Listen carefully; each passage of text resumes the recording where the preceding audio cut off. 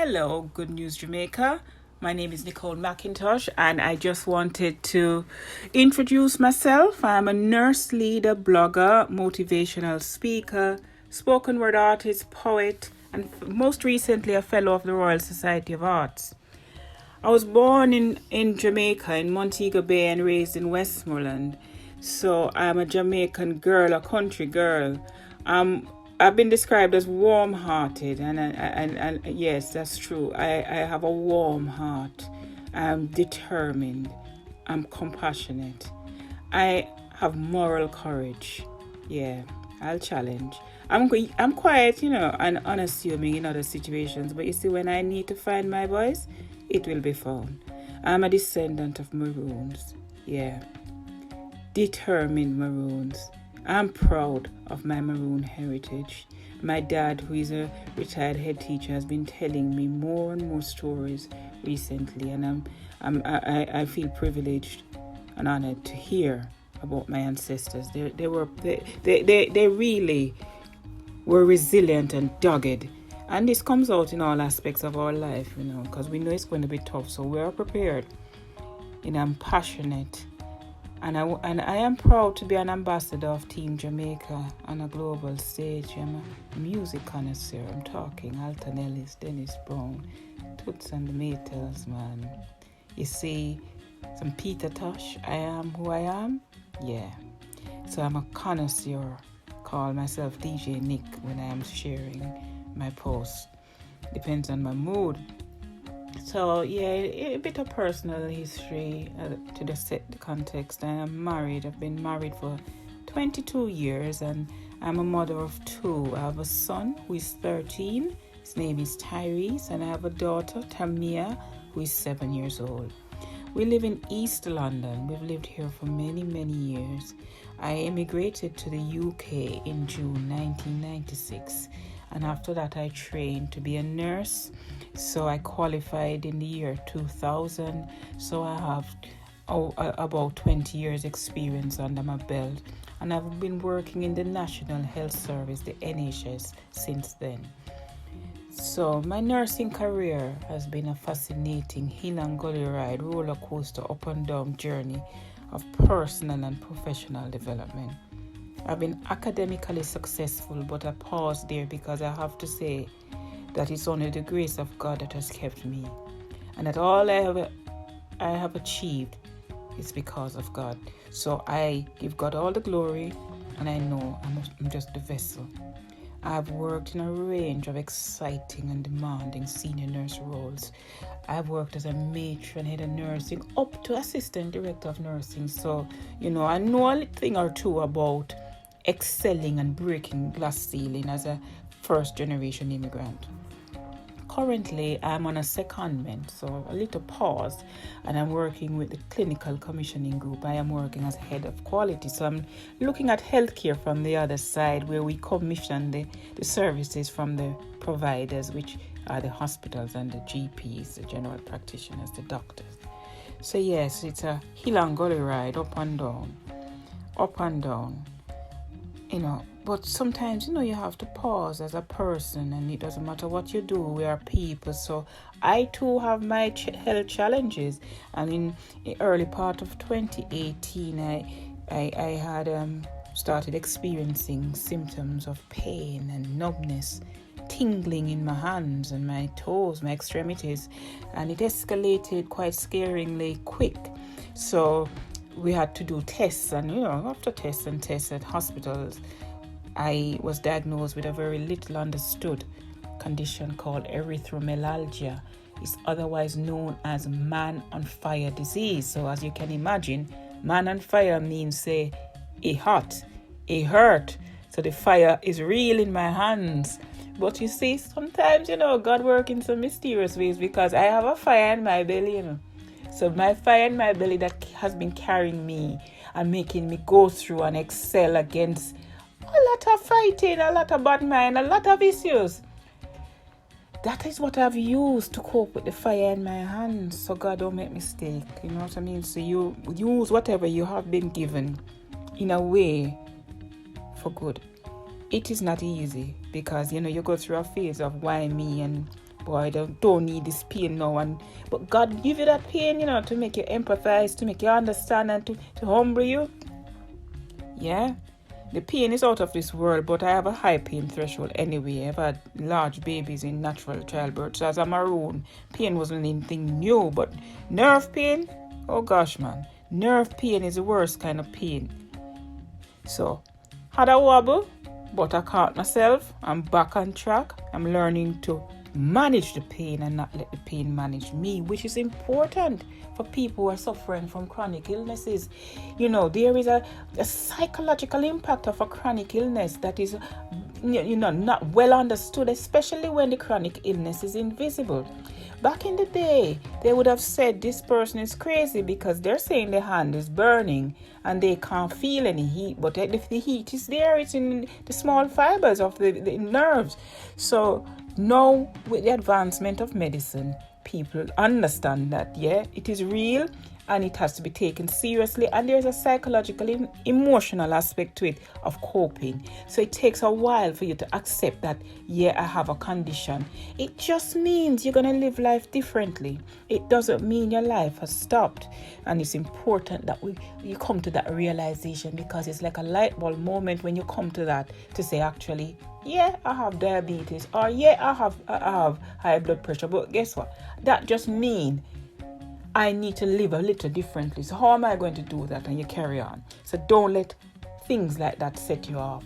You wobble, but you get yourself back up. As my father would say, you win a battle, but you don't win. You lose a battle, but you don't lose the fight. Run away and come back again. Go and recharge your batteries and come back fresh.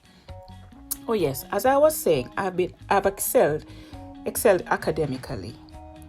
And, I've been awarded a few scholarships, like from the Florence Nightingale Foundation, for nurses, and to do research and to look into, different fascinating aspects of healthcare. My success, though, was a bit unexpected because I was a little bit quiet and unassuming. But, working in a racially diverse environment like the UK, in which discrimination and racism is real, it's not uncommon. It just meant that I had to work 10 times as hard, get 10 times the qualification to get the same chance as my white counterparts. So the injustice is real.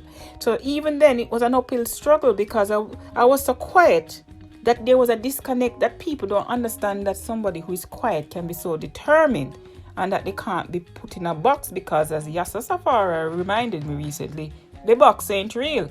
There's no box. So nobody put you in a box because the box don't exist. My father would put it like, the pigeonhole is only comfortable for pigeon. And if you're not a pigeon, why people want to pigeonhole you? Say, you're a nurse, you're a this, you're a that. You are everything. We are a product of our experiences, man. So we are complex human beings, and we need to be allowed to live and to flourish and not be boxed, because the box ain't real. But I know my own mind. So I have that moral courage that I know right from wrong. My moral compass is pointing in the right direction. So I'll speak out against injustices. It doesn't make me popular, but at least I know I've done the right thing. And I'm helping the less fortunate and the more vulnerable in society. In November 2019, I was awarded a fellowship of the Royal Society of Arts. As a nurse, this doesn't happen frequently. In fact, it's quite unusual. There are just a handful of nurses who are fellows of the Royal Society of Arts, and being a fellow is something prestigious. It's awarded to people who are making a difference to society. You're doing good. The dreamers, the game changers, the ones who see the world and say, no, it doesn't have to be this way. What can we do differently? So this award is not just for me. It's for Jamaica as well.